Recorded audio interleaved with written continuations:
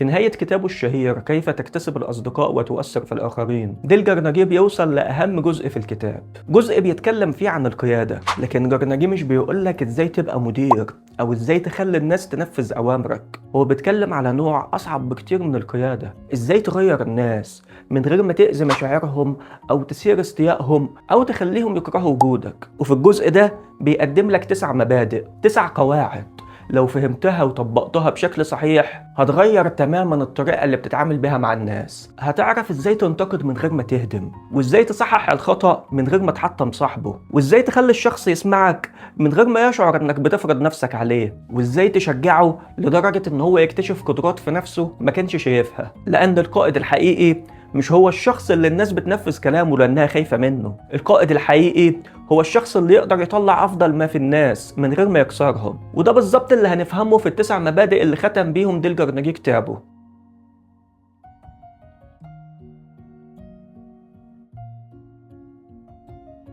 أنا محمد فوزي، وإحنا هنا بنفهم الأفكار العميقة اللي في الكتب علشان نحولها لمعلومات نطبقها في حياتنا كل يوم. المبدأ الأول، ابدأ بالمدح والتقدير الصادق. لو طلبت منك تنتقد شخص، إيه أول حاجة هتقولها؟ غالبا هتدخل مباشرة في المشكلة، أنت غلطت، أنت مقصر، أنت كان المفروض تعمل كذا، وده طبيعي جدا. لكن كارنيجي بيقول إن الإنسان بيكون أكثر استعدادا لسماع الأشياء الصعبة بعد ما يسمع في الأول شيء يشعره بالتقدير. واستخدم تشبيه جميل جدا، قال إن الحلاق بيغطي وجه الرجل بالرغوة قبل ما يبدأ الحلاقة. الرغوة مش هي اللي بتحلق، لكن بتجهز الوجه للحلاقة وبتقلل الألم. وكذلك المدح الصادق هو مش بيلغي النقد، لكن بيخلي الشخص يكون أكثر استعدادا لسماعه. في سنة 1896 كان ويليام ماكنلي اللي أصبح رئيس للولايات المتحدة الأمريكية بيخوض انتخاباته الرئاسية، وكان في سياسي شاب كتب خطاب انتخابي وكان معجب جدا باللي كتبه، لدرجة إن هو كان معتقد إن خطابه أفضل من خطب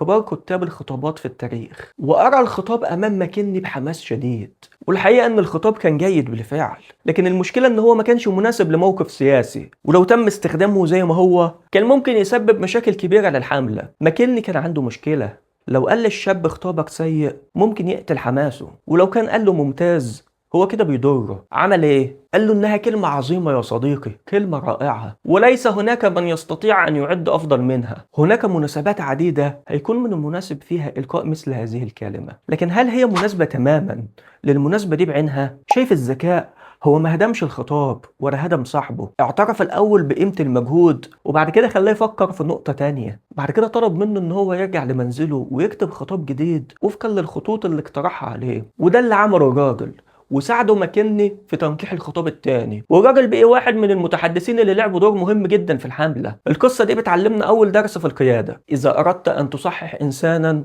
لا تبدأ بتحطيم ثقته في نفسه، ابدأ بما هو جيد فيه. لكن لازم ننتبه لكلمة مهمة جدا، المدح الصادق، لأن كارنيجي مش بيتكلم عن نفاق ولا على إنك تمدح شخص في شيء ما يستحقش المدح فيه. الفكرة انك تدور على الشيء الحقيقي الجيد وتبدأ منه. المبدأ الثاني، نبه الآخرين إلى أخطائهم بشكل غير مباشر. أحيانا المشكلة مش في انك عاوز تصلح الخطأ، المشكلة في طريقة إصلاحه. تشارلز شواب كان واحد من أشهر رجال الصناعة في عصره، وفي يوم كان بيمر على مصانع الحديد اللي تابعة ليه في وقت الظهيرة، وجد مجموعة من العمال بيدخنوا، وفوق رؤوسهم مباشرة لافتة مكتوب عليها ممنوع التدخين. تفتكر عمل إيه؟ قال لهم انتوا مش بتعرفوا تقروا؟ لا، ده مش اسلوب شواب. اقترب منهم وادى لكل واحد فيهم سيجارة وقال سأقدر لكم لو دخنتم السيجارة دي في الخارج. هو عرف ان هم خالفوا القاعدة وهم عرفوا ان هو عرف، لكن محدش اتفضح ومحدش اتهاجم، والنتيجة بدل ما يشعروا انه مديرهم بيهينهم شعروا انه بيحترمهم، وده شيء مهم جدا. لكن هنا ديل كارنيجي يلفت نظرنا لحاجة صغيرة جدا في اللغة ممكن تغير تأثير كلامنا بالكامل، وهي كلمة لكن. مثلا لو قلت لطفلك أنا فخور جدا بيك وبدرجاتك، لكن لو كنت اجتهدت أكتر في الجبر كانت درجاتك هتبقى أفضل. هو سمع في الأول أنا فخور بيك، وبعدها سمع لكن، فايه اللي حصل؟ بدأ يشك في المدح نفسه، لأنه اكتشف ان المدح كان مجرد مقدمة للنقد. لكن لو قلت له انا فخور بيك لتحسن درجاتك في الفصل ده، ومن خلال استمرارك في بذل نفس المجهود في الفصل القادم تقدر ترفع درجاتك في الجبر وباقي المواد. انت هنا ما انكرتش المشكلة، لكن بدل ما تربط المدح بالفشل ربطته بالتحسن القادم. وهنا الانسان يشعر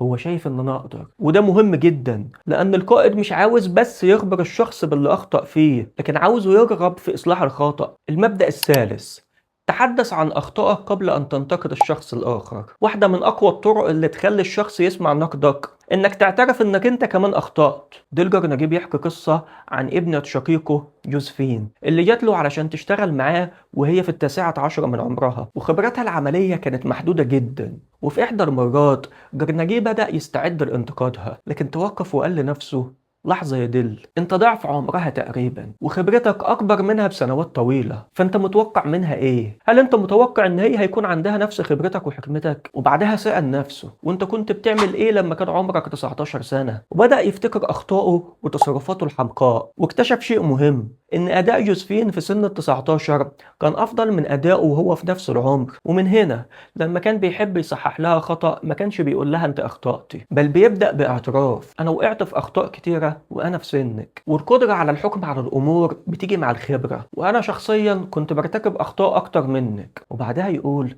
انت شايفة ايه؟ مش الافضل ان احنا نعمل الموضوع ده بالطريقة دي؟ الفرق كبير، لانك ما بقتش بتتكلم من مكان انا اعرف وانت ما تعرفش، لكن من مكان أنا جربت أقابلك وخليني أساعدك. ودي نقطة مهمة جدا في القيادة. خبرتك لا ينبغي أن تكون سلاحا ضد الآخرين، خبرتك لازم تكون شيء يستفيدوا منه. وفي الكتاب ديلجر نجيب يحكي قصة سياسية غريبة جدا. في بداية القرن العشرين كان ويلهلم الثاني آخر القياصرة الألمان، معروف بغروره وقوته، وكانت بعض تصريحاته العلنية تسببت في أزمات سياسية كبيرة. وفي إحدى المرات حاول القيصر انه يخلي الامير فون بولو يتحمل مسؤولية التصريحات اللي اثارت الازمة، فرد فون قائلا لكن جلالتك يبدو لي انه من المستحيل ان يعتقد احد سواء في المانيا او انجلترا انني يمكن ان اكون قد نصحتكم بقول مثل هذا الكلام. القيصر فهم الكلام كانه اتهام، كانه بيقول انت عملت شيء مفيش شخص عاقل يعمله، فغضب جدا. وهنا أدرك فون إنه ارتكب خطأ، فبدل ما يستمر في الدفاع عن نفسه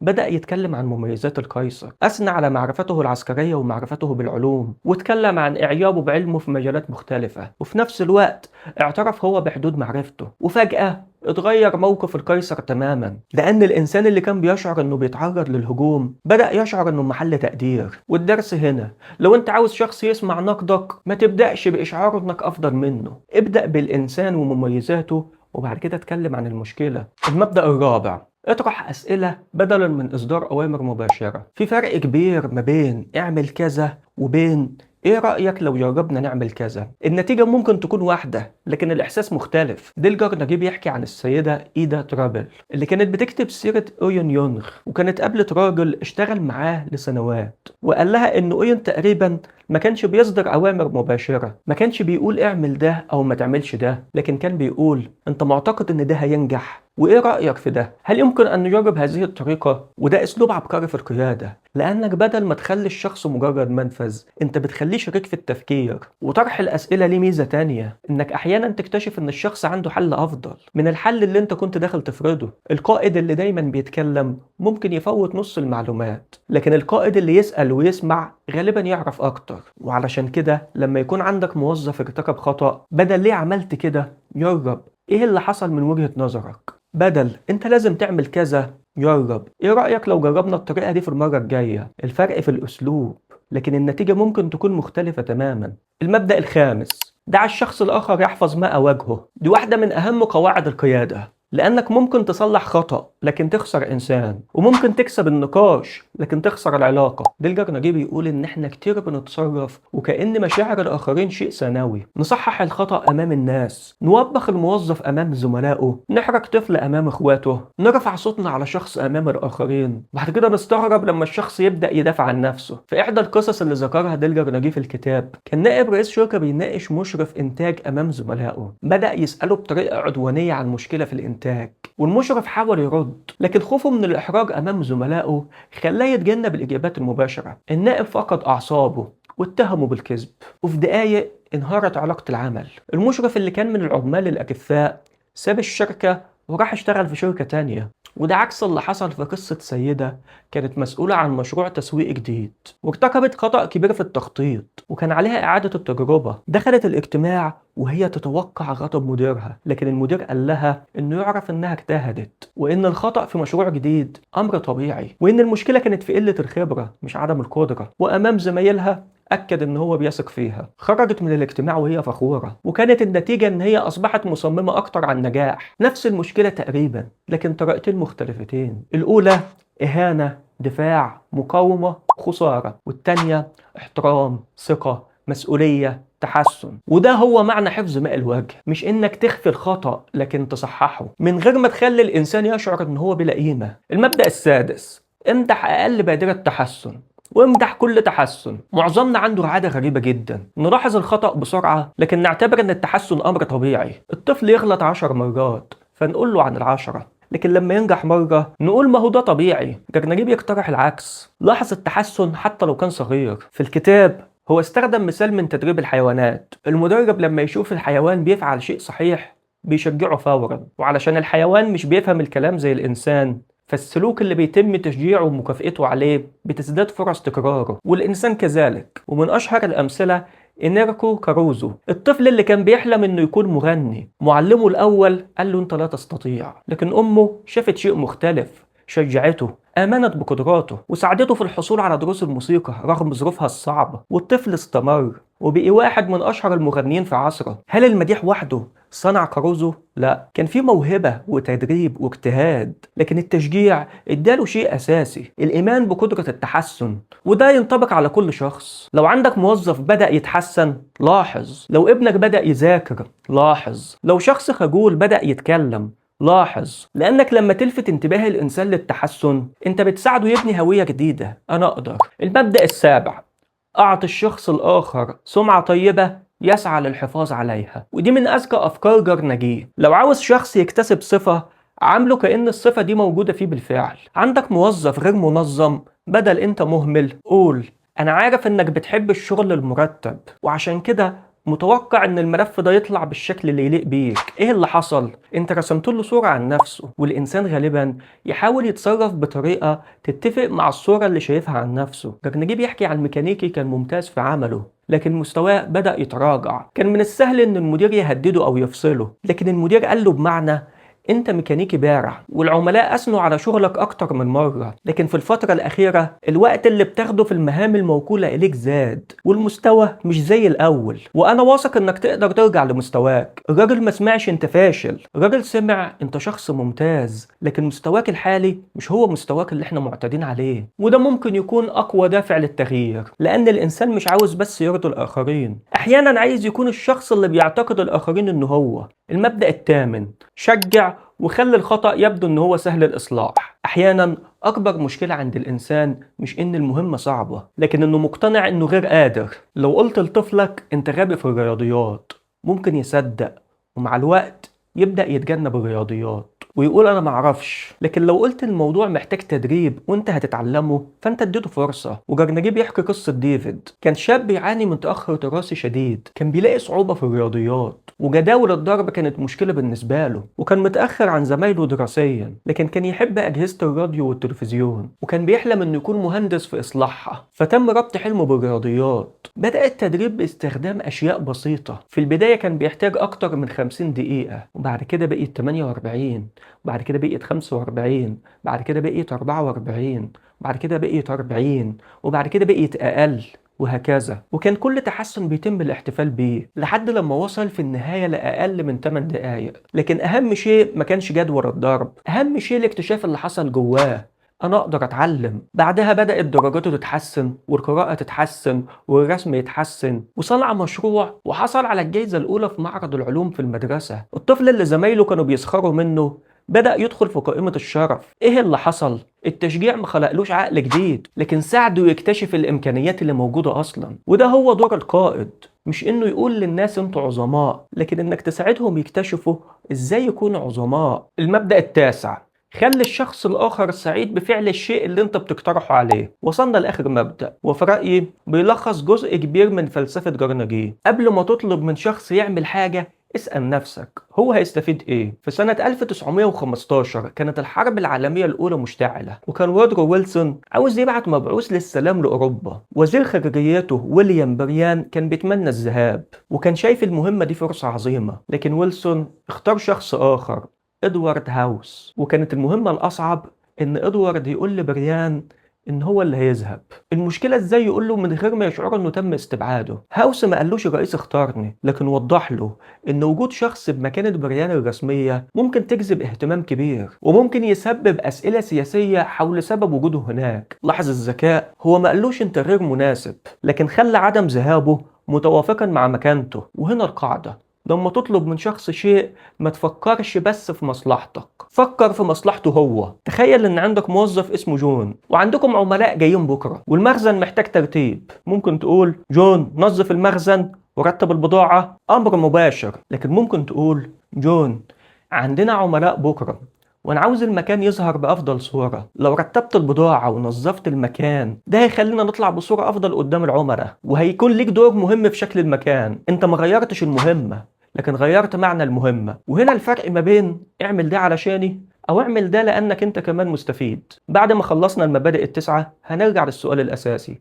يعني ايه تكون قائد؟ القائد مش هو الشخص اللي صوته اعلى، ولا الشخص اللي عنده منصب اكبر، ولا الشخص اللي الناس بتخاف منه. القائد الحقيقي هو الشخص اللي يعرف يتعامل مع نقاط ضعف البشر من غير ما يستغلها، ويعرف يصحح الخطأ من غير ما يحطم صاحبه، ويعرف يشجع من غير ما ينافق، ويعرف يطلب من غير ما يتكبر، ويعرف ينتقد من غير ما يهين، ويعرف يقول لا من غير ما يحولها المعركة. يعرف يشوف في الإنسان اللي قدامه أفضل من اللي هو شايفه في نفسه. أحيانا لو عاوزين نختصر الفصل كله نقدر نقول: ابدأ بالمدح، نبه للخطأ بدون إهانة، اعترف بأخطائك، اسأل بدل ما تؤمر، احفظ كرامة الإنسان، لاحظ كل تحسن، امنحه صورة جيدة عن نفسه، شجعه واجعل النجاح يبدو ممكنا، واجعل التغيير في مصلحته هو أيضا. لكن في شيء أهم من كل المبادئ دي: جرناجي نفسه بيأكد إن الأفكار دي مش بتعمل كحيل، لأن الإنسان بيكتشف النفاق بسرعة. لو أنت بتمتدح شخص بس علشان تستفيد منه،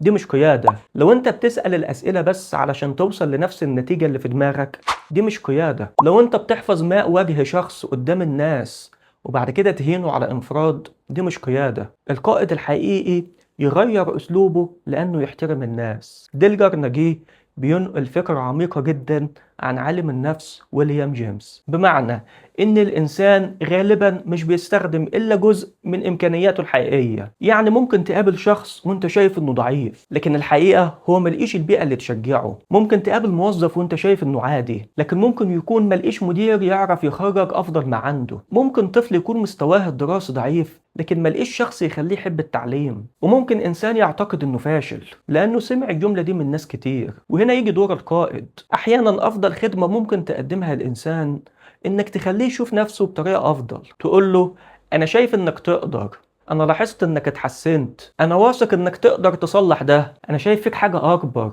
الكلمات دي بسيطة، لكن أحيانا هي أول خطوة في تغيير حياة إنسان. وفي النهاية ديلجر ناجي ما ختمش كتابه بالمبادئ دي علشان يعلمنا إزاي نتحكم في الآخرين. هو كان بيعلمنا شيء أعمق: إزاي نتعامل مع الإنسان. لأن الإنسان مش عاوز بس يكون على حق، عاوز كمان يحترم، عاوز يشعر ان هو مهم، عاوز يشعر ان في حد شايفه وفاهمه، عاوز يشعر ان هو قادر يكون افضل. وعلشان كده لو عاوز تكون قائد حقيقي، ابدأ من هنا. قبل ما تسأل ازاي اخلي الناس تعمل اللي انا عاوزه، اسأل ازاي اساعد الناس يطلعوا افضل ما عندهم. لان في فرق ضخم ما بين الاتنين. الاول يحاول السيطرة، التاني يصنع القيادة. وفي النهاية القائد الحقيقي مش هو اللي يخلي الناس تشتغل لأنها خايفة منه. القائد الحقيقي هو اللي يقدر يطلع أفضل ما في الناس من غير ما يكسرهم. ولو عجبك الفيديو اعمل لايك وفعل زر الجرس علشان يوصلك كل جديد، وشير علشان غيرك يستفيد.